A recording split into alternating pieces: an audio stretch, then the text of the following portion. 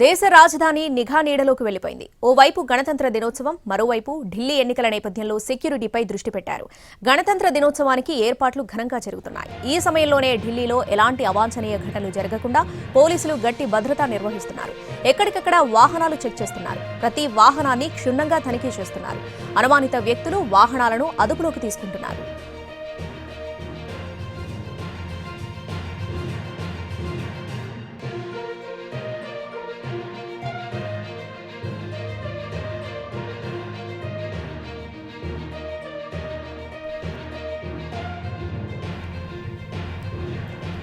దేశ రాజధాని నిఘా నీడలోకి వెళ్లిపోయింది. ఓవైపు గణతంత్ర దినోత్సవం, మరోవైపు ఢిల్లీ ఎన్నికల నేపథ్యంలో సెక్యూరిటీపై దృష్టి పెట్టారు. గణతంత్ర దినోత్సవానికి ఏర్పాట్లు ఘనంగా జరుగుతున్నాయి.